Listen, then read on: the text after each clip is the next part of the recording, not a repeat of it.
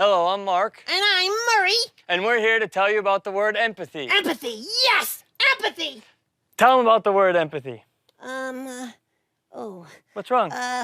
You're not gonna believe this, Mark. What? But I can't remember what empathy means. No, that's okay. That's okay. I'll tell them what empathy means. Empathy, is it something like sympathy? Well, it goes beyond sympathy. Sympathy is to understand what someone feels. Empathy is to project your imagination so that you actually feel what the other person is feeling. You put yourself in the other person's place. What is design thinking? The design process challenges students to combine empathy, ingenuity, and rationality to meet user needs and create successful solutions with an innovator's mindset. When you sort yourself into groups where you share things in common, you feel good. You get that little dopamine rush, so like the cat people. It's like, oh, we're cat people. You want to just start, showing pictures, and it's like that feel-good thing. The problem with in-groups is that they're homogenous. So you've heard groupthink. See, it's a form of groupthink. Groupthink is not great when people are coming together to do design thinking.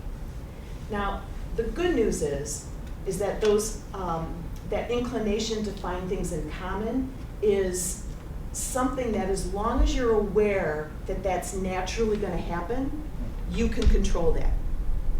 And what it means is that if you can get beyond that bonding with people who share things in common with you and embrace diversity and be inclusive, your design thinking efforts are going to be that much better. Because homogeneous groups create homogeneous solutions. Design thinking is a collaborative process of problem solving. It uses an organized method of observation and responsiveness, generating multiple solutions that are prototyped and tested. Could these be more different? Tapas to go and a journal, but you all started at the same point.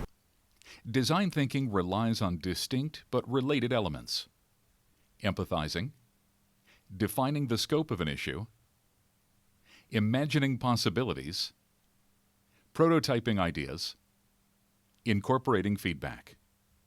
These elements create an active learning environment.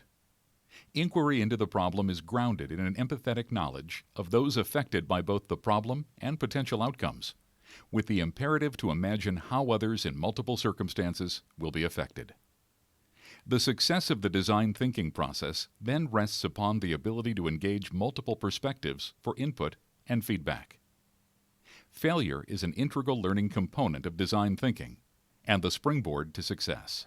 Like when you start with small problems like that and go through the design thinking process, it gets better. You get more comfortable with it. It makes more sense, and you're working a different portion of your brain that allows you to think more creatively and to make those connections or solution ideas.